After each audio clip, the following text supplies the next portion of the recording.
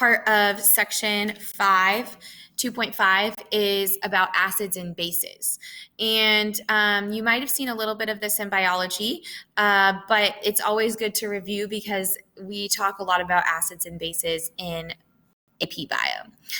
So sometimes when you have a water molecule, a hydrogen ion, which looks like this H+, is transferred from one molecule to another.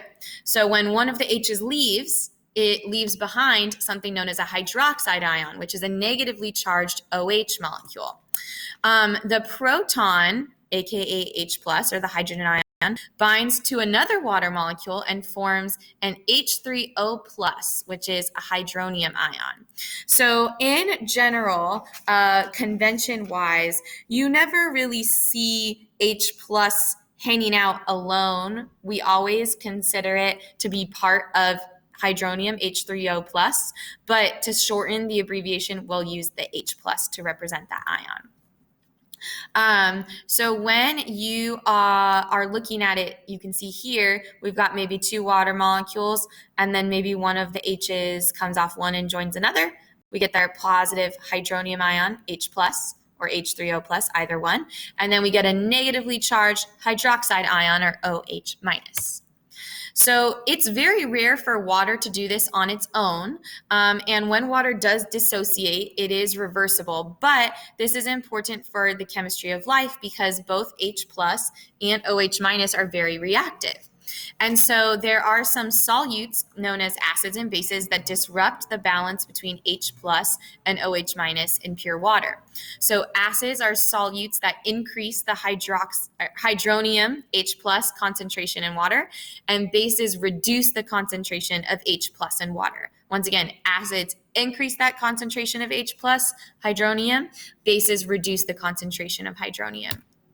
So how does this work? Well, when you put an acid like that's hydrochloric acid that's very strong in water, it's going to dissociate the acid completely. And the HCl is going to break into H+ and Cl-. Then you're going to get a lot of H+ in the water. With something like ammonia, this is a base.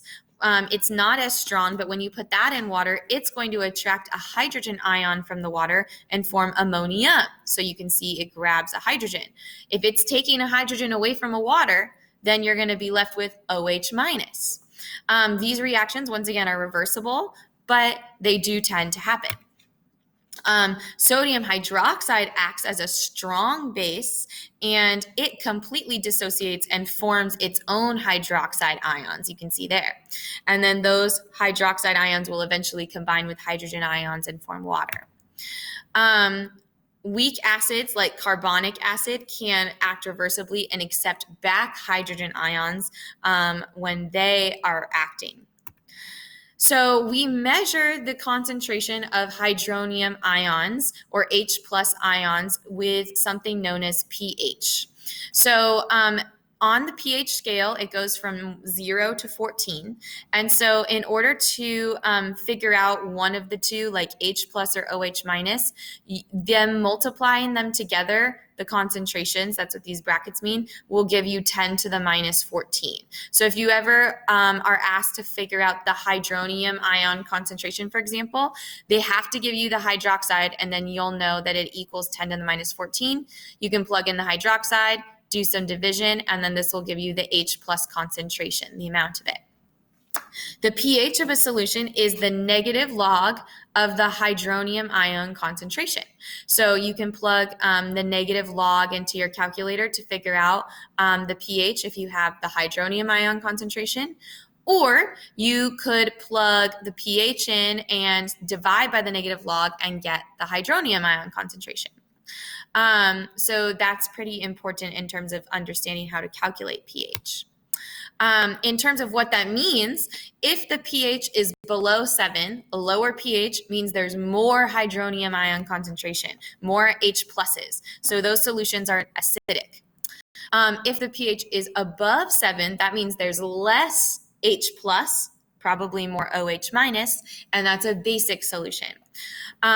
Neutral is around 7, so most biological fluids have pH values that range from 6 to 8, because that's the more neutral range. But there's other fluids that don't, like in your stomach, you have a lot of acids to help break things down. Those are going to work at like pH 2, 3. This chart is also found in your textbook on page 38. And as you can see, it kind of just compares to some of the different levels on the pH scale. So like what would be 1s versus 14s. And then it also gives you some information about what those solutions actually look like. So you can see there's a lot more OH minuses in the basic solution, a lot more H pluses in the acidic solution. Here's another image showing it a little bit larger. So you can pause there if you want to take a look. So how do we manage pH? Well, like I said, a lot of biological fluids are between 6 and 8, and most of our cells, the pH needs to remain as close to 7 as possible because that's the neutral pH. So our body will include some substances known as buffers, which are essentially substances that minimize the concentrations of H plus and OH minus. Buffer solutions typically contain a weak acid and its corresponding base, which can then react reversibly in order to manage the levels of H+. So for example, carbonic acid is the buffer that contributes to pH stability in human blood.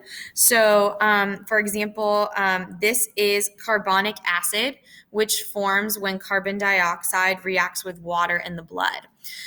Carbonic acid is an H plus donor. So when there is a rise in pH, you are going to see carbonic acid accepting its H pluses and then releasing those hydrogens.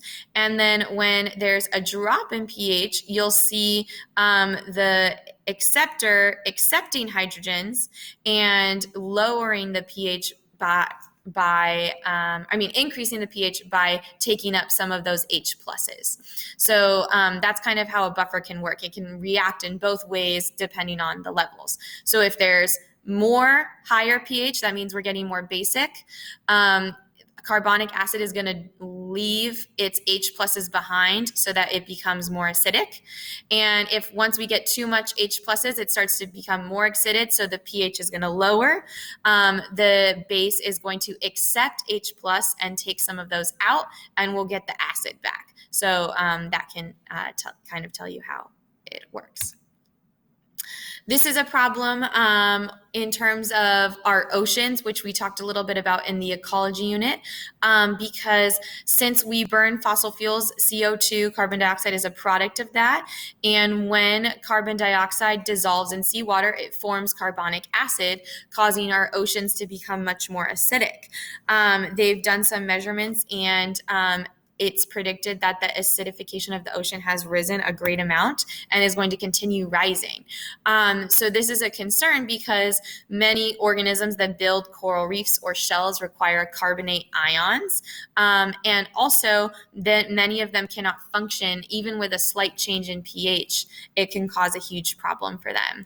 So that is the end of the water section, and you can go ahead and work on your Google form.